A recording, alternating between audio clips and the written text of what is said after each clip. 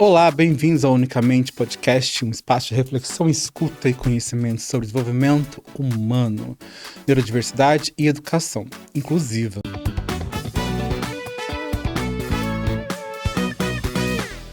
Eu sou Dan, psicólogo, pesquisador e mediador deste videocast, e hoje vamos falar sobre um tema fundamental para compreendermos as nuances das pessoas com superdotação e altas habilidades: as assincronias do desenvolvimento e também as sobreestabilidades.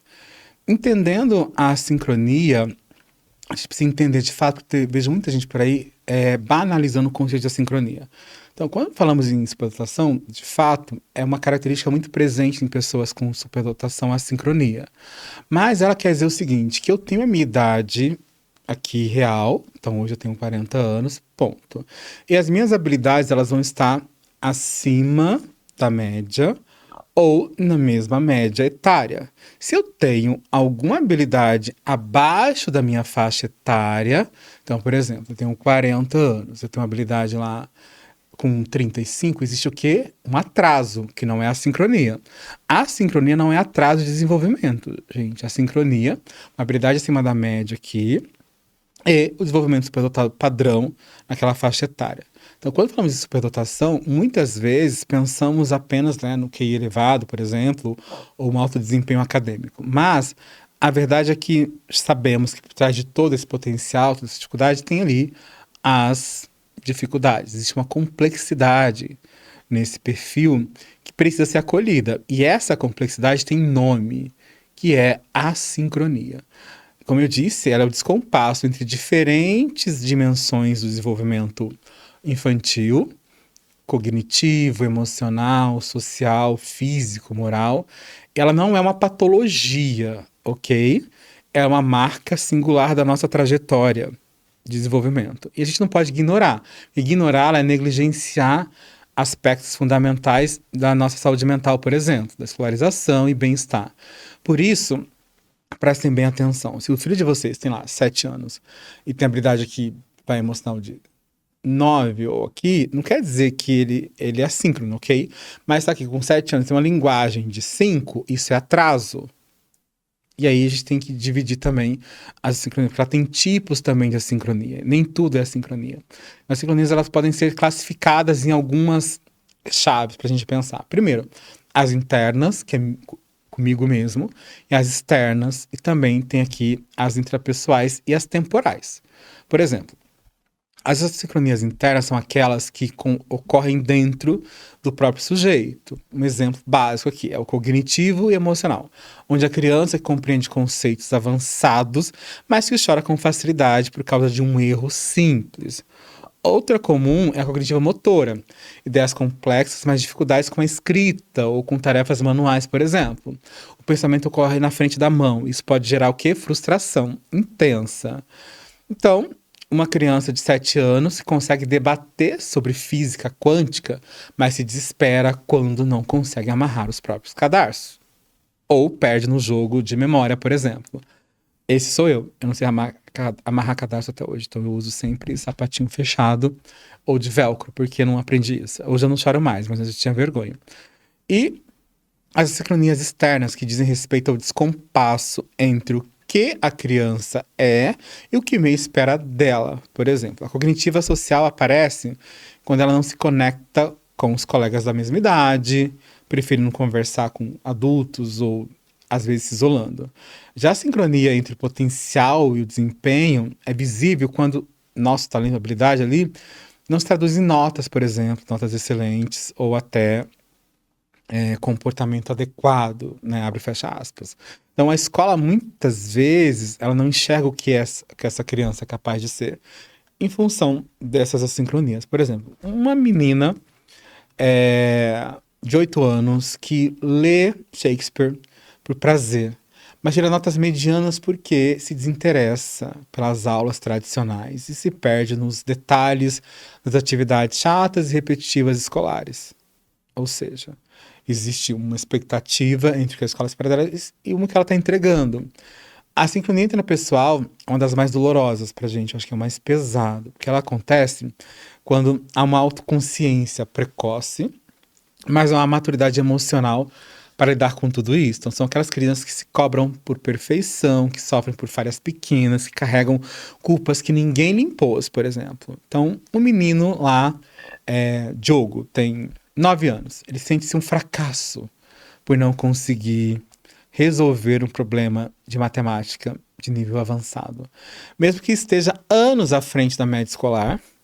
E aí, óbvio que isso vai gerar frustração, impactos ali de tristeza, e isso acaba adoecendo. E temos a sincronia temporal, que é aquela que invade a alma da criança, muito alma, que é um conceito que eu preciso pensar nisso, mas que antes do esperado, por exemplo, perguntas sobre a morte, o sentido da vida, o sofrimento humano, crianças que aos 5, 4 ou 6 anos sentem o mundo como um adulto sensível, sabe? Que se angustiam com o desmatamento, com a dor dos outros, com a injustiça social e que tem empatia demais para uma idade tão pequena. Como que a gente dá conta disso? Pensem nisso. Então você sente demais, é muito intenso, ainda tem uma empatia muito grande. Você só tem 5 anos e não consegue resolver essas questões. Aí no dia a dia, é uma criança, por exemplo, que chora ali a ver uma propaganda de maus tratos de animais, ou que não dorme por dias após ouvir uma notícia sobre guerra ou fome, por exemplo. Isso é muito comum agora. Eu tenho tido, os pais me ligam, o que eu faço agora, Dan? Como que eu explico? E aí, isso acaba impactando bastante a gente. E tem ali, né, a famosa que a gente pensa em falar, também que acaba atrapalhando muito, que são as sobreestabilidades. Por quê? Ela é uma lente comportamental, né? Ela vai aumentando. Quem vive com as pessoas superdotadas, sejam crianças, adolescentes ou adultos, eles costumam perceber esses traços muito além da inteligência acadêmica, por exemplo. Então, uma curiosidade insaciável, imaginação fértil, emoções intensas, uma sensibilidade que parece captar o mundo com mais profundidade. E aí, a gente não está falando de assincronia aqui, a gente está falando de sobreestabilidade, ou seja, a sincronia, quando eu não consigo responder emocionalmente adequado à minha idade cognitiva. E aqui, na sobreestabilidade, estou falando de intensidade, né? O que explica essas vivências tão ampliadas? O que explica as sobreestabilidades? Ou seja, que é um traço de personalidade. E aí teve um estudo agora de 2025, bem recente, que ela vai investigar, a gente vai colocar as referências aqui, que ela investiga a relação entre o traço de personalidade, chamado abertura à experiência, e as sobreestabilidades, por exemplo. Então, o conceito, né, da sobreestabilidade, ele surgiu ali com Dabrowski, que é um psicólogo polonês, que vai descrevendo como padrões de resposta aumentada, ou seja, a sobreestabilidade é você ter um padrão de resposta aumentado, mais intenso e qualitativamente diferenciado a estímulos externos e externos. Então, é uma forma de viver o mundo com mais intensidade, profundidade e sensibilidade aumentadas. Ele tem 5 principais ali que vocês já ouviram falar, que é a sobreestabilidade intelectual, a pessoa que tem um sede de conhecimento, raciocínio complexo e pensamento muito crítico. Tem a imaginativa, aquela criatividade abundante, imaginação muito vívida e rica. Uma vida interior a gente consegue vislumbrar, sabe, as coisas que a gente está vendo aqui com cores intensas. É emocional, que é essa empatia intensa, esses afetos mais profundos, uma forte conexão com os outros. E se eu não tenho essa resposta, óbvio que vai gerar sofrimento. E também tem a sobreestabilidade sensorial, que é uma percepção ampliada de sons, cheiros, texturas, sabores e estímulos visuais que pode estar se confundindo ali com o autismo, mas na verdade, questão perfil sensorial, todo mundo pode ter isso, tá, gente? Autista ou não, pessoa com depressão, com ansiedade, no TDAH, então não é uma coisa exclusiva de um diagnóstico só. Por isso que o diagnóstico diferencial é essencial. E também ali a psicomotora, né? Aquela energia elevada, uma necessidade de movimento o tempo todo e um ritmo interno muito acelerado. Por exemplo, uma criança que tem dificuldade de se concentrar em sala por se incomodar com o barulho do ventilador, a etiqueta da roupa, o cheiro da caneta do colega. Hoje mesmo no elevador, eu tava vindo, entrou um moço com um perfume tão ruim, tão ruim, tão ruim. Parecia peroba, não sei o que era, uma coisa ruim. E tinham 3 moços, eles estavam super bem, assim, eu quase vomitei no elevador, porque era um cheiro. Óbvio que eles não têm culpa nenhuma disso, né? Mas eu me desorganizei umas 2 horas. Tava depois entrei no carro, passei, atravessei a Paulista pra vir. E aí entrou um churrasco, um cheiro de churrasco dentro do carro, aquela fumaça. Eu fiquei fraco, acabei vomitando, porque de fato tava muito processo.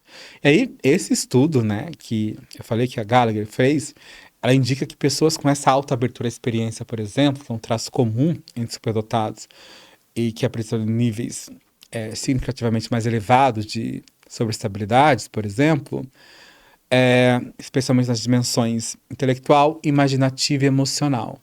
Então, a gente precisa entender. Então, se eu tenho um QI, ela pegou o QI, era 120, então quanto maior o QI, maiores questões sobre essa habilidade eu vou ter, maiores assincronias, mas pensando sempre no nível de desenvolvimento padrão. E por que isso é importante a gente falar agora com tanto cuidado? Porque a gente tem visto aí uma banalização das assincronias, uma banalização das sobreestabilidades, porque assim, nem tudo é assincronia, nem tudo é sobreestabilidade. Se tem atraso de desenvolvimento, você tem investigado que pode configurar sim um quadro de dupla excepcionalidade. E aí, se eu faço essa leitura humana, contextualizada, e quando a gente compreende essas assincronias, por exemplo, e essas sobreestabilidades, mudamos nossa escuta e a nossa ação, né? E que não se trata de corrigir a criança, adolescente, o adulto, mas de compreendê-lo em sua singularidade. Ou seja, eu observo o que se tem de melhor dessa intensidade aqui, a gente vai ajustando para a gente lidar com isso só. Também você sozinho não vai dar conta, porque às vezes é tudo muito intenso, precisa jogar energia no lugar adequado, né? Então, eu preciso que as escolas atendam, que as clínicas entendam, os profissionais de saúde, as famílias, que é fundamental. É um modelo, né, educacional de fato inclusivo, ele não se limita ali apenas a medir conhecimentos, perguntar se as notas estão indo boas ou não. Ele precisa entender como essa criança, adolescente, adulto vive e percebe o mundo e sente esse mundo de forma mais intensa. E aí eu preciso pensar, né? Então sempre me pedem dicas. Dan, o que eu faço aqui? Pais e professores me pedem tudo. Me pedem até PEI para superdotado, que PEI para superdotado não existe. Não existe. Existe o PEI do João, do Rafael. E aí, dicas, né, pra gente pensar. Primeiro, acolha sem tentar normalizar. Sabe? Então, é uma característica, não vai normalizar. É como ele funciona, é como ele sente. E aí, dê espaço para que essa criança, a pessoa fale sobre seus medos, dúvidas e angústias, sem tentar minimizar ou racionalizar demais. Isso é fundamental. Nem minimize, nem racionalize demais. Crie rotinas mais flexíveis, né? Crianças superdotadas precisam de previsibilidade, mas também de estímulos criativos. Então, combine estrutura com liberdade. Olha que lindo. Estrutura com liberdade. Ofereça desafios significativos, evite repetir conteúdos que ela já domina na escola, por exemplo. Aposte em projetos de pesquisas mais ativos, experimentação e aprofundamento. Evite comparações. Cada superdotado é único. Cada criança tem seu ritmo, então eles também têm. Então, comparado com colegas de classe ou irmãos, pode intensificar sentimentos de inadequação. Nunca compare ele com ninguém. Valorize a emoção, tanto quanto a cognição. Ensine estratégias de regulação emocional, como já falei para vocês aqui no nosso livrinho aqui, ó, Descobrindo a Superdotação e como lidar com as emoções, tem várias estratégias aqui para a gente fazer essa regulação emocional. E é tão importante ensinar regulação emocional quanto ensinar conteúdos. Então, busque suporte especializado se houver. Então, houver necessidade, né? Um psicólogo com ampla experiência em altas habilidades de atuação pode ajudar você a decodificar quais são esses sinais de intensidade e também orientar a família, a escola, para a gente conseguir. Isso é fundamental. Então, família, escola, profissionais de saúde precisam compreender de assincronias, porque exige uma ação conjunta, né, entre os três pilares. Primeiro, a família, a sincronia sobre a estabilidade. A família que acolhe, escuta e protege sem superproteger. A escola que precisa flexibilizar e reconheça a pluralidade do desenvolvimento humano. Os profissionais de saúde que avaliam com olhar clínico, mas também humanizado, para a gente entender, né, se a curiosidade virou ansiedade, a imaginação virou isolamento, ou as emoções estão difíceis de manejar, é hora de buscar apoio psicológico.